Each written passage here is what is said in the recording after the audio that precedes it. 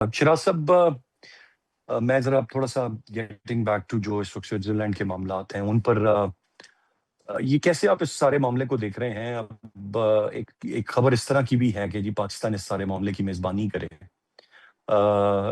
कुछ इमेजेस ऐसे मुझे नज़र भी आए कि जिस तरह से पहले पाकिस्तानी वफ़्द वहाँ पर खड़ा है और फिर आकर वहाँ पर बाकी मिल रहे हैं। तो अभी क्या पाकिस्तान दोबारा इन डायलॉग्स को होस्ट करने वाले फ़ेज़ में आ गया? वेदर इट बी कि वो जेनेवा में, स्विट्ज़रलैंड में या जहाँ भी हो रहे हैं। या ये पाकिस्तान अभी एक इट्स जस्ट सेरेमोनियल कि पाकिस्तान चूँकि काम किया है और सालिस है, तो वो वहाँ पे गया है और उसके बाद आगे this will continue between America and Iran, और पाकिस्तान का किरदार शायद उतना नहीं रहेगा क्योंकि टेक्निकल लेवल की बातें हैं तो वो ज़ाहिर है टेक्निकल टीम्स करेंगी। किस तरह से इसको आगे अनफोल्ड होता हुआ देख रहे हैं आप? अरसलान साहब, मैं थोड़ा सा डिफर ये करता हूँ। मैं नहीं समझता कि पाकिस्तान का किरदार सेरेमोनियल है, क्योंकि जो डिक्लेरेशन है उसका नाम ही इस्लामाबाद एमओयू है।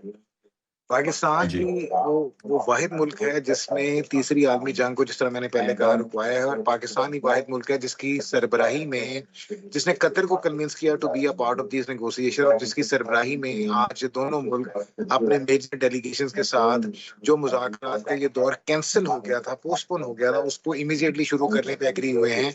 और आज बात उस बंद कमरे में जिस वक्त ये मुज़ाकरात चल रहे हैं, Pakistani prime minister, Pakistani field marshal, Qatar के प्राइम मिनिस्टर इसको लीड कर रहे हैं। और एक साइड पे ईरानियन डेलीगेशन है, एक साइड पे अमेरिकन डेलीगेशन है।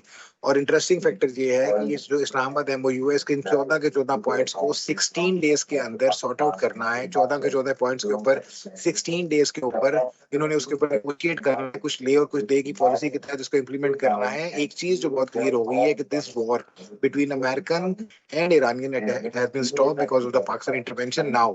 Whatever the compensations the Iranians are asking, and whatever the compensation or whatever the securities that Americans are asking, वो बैठ के सॉर्ट आउट होने हैं कि उसका नेगोशिएशन टाइम, उसका ड्यूरेशन कितना और क्या होगा। मिसाल के तौर पे जो मेजर चीज है, 60 दिन के अंदर, 60 दिन के बाद ईरान जो चाहता है कि वो स्विस कैनाल की तरह स्ट्रेट ऑफ हॉर्मुज के ऊपर अपना हॉर्मुज से कोई ना कोई पैसे ले, हर शिपिंग कार्गो से, in the name of security और व्हाटएवर। और उर्दन और ठीक है। सॉरी जो जो ये है और उसमें वो अपने जो हमसाया ओमान। ममालिक है उसमें उसको शामिल कर, Oman ji, thank you very much for clarifying, उसको शामिल कर ले और ओमान के साथ बैठ के वो इस पे निगोशिएट कर लेगा। ये भी कहीं ना कहीं आप देखेंगे कि ईरान और ओमान के मुज़ाकरात इस पे होंगे।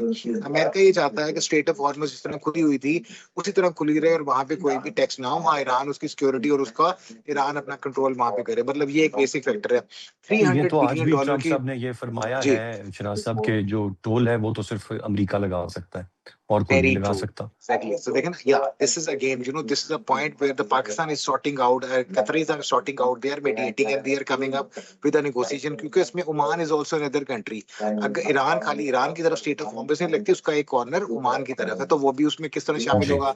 तो ये मल्टीपल फैक्टर है। दूसरी गुजारिश, इसी में वो $300 बिलियन की जो यहाँ पे इन्वेस्टमेंट है, जिसमें अमेरिका ने कहा है कि खित्ते के दीगर ममालिक, जिसमें पर्टिकुलरली दोज गल्फ और जीसीसी कंट्रीज जो अफेक्ट हुई हैं, जहाँ पे अमेरिका ने अपनी बेस बनाई हुई थी, वो इसमें कंट्रीब्यूट करेगा, अमेरिका के कंट्रीब्यूट करेगा। प्लस बार बार प्रेसिडेंट ट्रम्प जो मार्केट रेफरेंस दे रहे हैं कि स्टॉक मार्केट, ऑयल की कीमतें कम होना, आप ये देखें ना कि एक रात में पाकिस्तान में ऑलमोस्ट तकरीबन ₹75 के करीब में ऑयल की कीमत कम कर दी गई। तो ये वो मेजर फैक्टर है। पाकिस्तान में जो इमरजेंसी लगाई गई थी उसको खत्म कर दिया गया। तो यानी ये सिर्फ पाकिस्तान में नहीं हुआ, सब multiple other countries. State of Hormuz की अगर फुटेजेस आप देखें, आपको नजर होगा कि इवन डिस्पाइट दिस फैक्ट कि वहां पे बारूदी सुरंगें बिछी हुई हैं, इसके बावजूद भी ईरानियन गाइडलाइन से जहाज वहां पे आ जा रहे हैं। तो ये वो मेजर टॉक पॉइंट था जिसका इस एमओयू ने क्लियर किया है। और दुनिया में कम से कम जो एनर्जी का बहुत बड़ा क्राइसिस जो सिर्फ बकौल अमेरिकन प्रेसिडेंट के 4 दिन के ऑयल रिजर्वायर्स रह गए थे, वो सॉर्ट आउट होना शुरू हो गया। तो इस तरह वो सारी निगोसिएशन जहाँ पे होंगी, देखिए पहली चीज जो इसकी है ईरानियंस की, दैट इज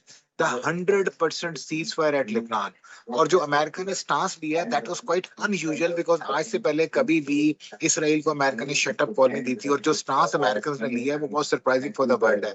और इसराइल को भी काफी कुछ रियलाइज हो गया उसके बाद। तो इसलिए मेरा ख्याल है कहीं ना कहीं कोई चीजें होंगी। इसराइल देखिए, अगर वो लेबनान वाला वो 25 किलोमीटर अभी नहीं दे रहा, because we know very well how weak Lebanon is, मगर गजा के ऊपर उसने काम शुरू कर दिया। तो इसराइल अपनी घटिया और कमीनगी की हरकतों से बाज नहीं आएगा। उसने कहीं ना कहीं वो मुसलमानों के ऊपर ये चीजें रखनी। हाँ, जो उसका भी ग्रेटर इसराइल का ख्वाब है, इस अमेरिका शटडाउन की वजह से, पाकिस्तान की बेहतर नेगोशिएशन की वजह से, वो कहीं जल्दी पूरा होता नजर नहीं आ रहा। और उसमें अगर ईरान देखें, ईरानियन करेंसी की वैल्यू बढ़ने लग गई है। Now the people have started investing in Iranian currency.